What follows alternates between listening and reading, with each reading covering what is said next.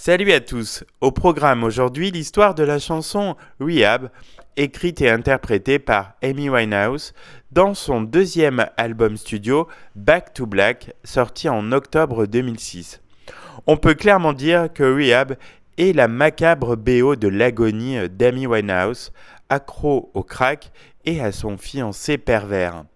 Mais comment la jolie fille du nord de Londres, l'enfant chéri d'une pharmacienne et d'un chauffeur de taxi, a-t-elle pu atteindre un tel degré de déchéance ?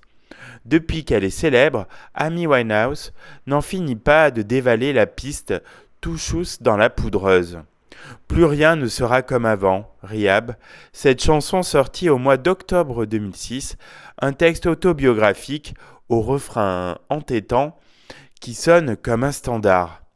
Avec sa musique volontairement vintage, son groove imparable et son gimmick contestataire, le fameux No No No, le titre suffit à faire d'elle une star internationale. D'autant qu'il s'échappe de cette brindille blanche, au timbre de black, quelque chose de fascinant. Elle a tout pour devenir une idole, un talent fou et une personnalité déjantée pour tabloïd. Elle a un destin. Rehab résume toute une vie en 3 minutes. Celle d'une femme qui rencontre l'amour et le père qui promet d'arrêter de se détruire le jour où ses larmes seront sèches.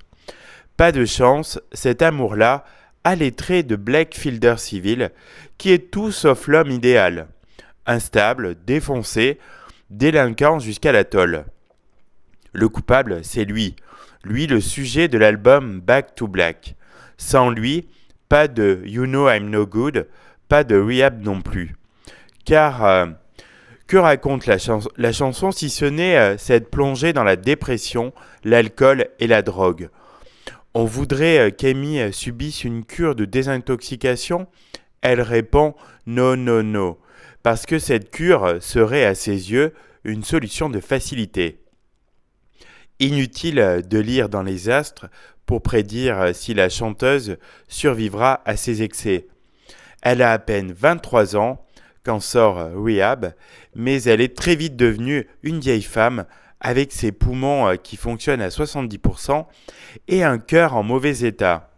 Après quelques concerts ratés, où on l'a vu chanceler et tomber sur scène, Amy Winehouse meurt le 23 juillet 2011, conséquence d'une cuite ultime. Blake, dont elle a divorcé en 2009, s'est dit inconsolable, mais soulagé qu'elle ne soit pas morte d'overdose. Ni responsable, ni coupable.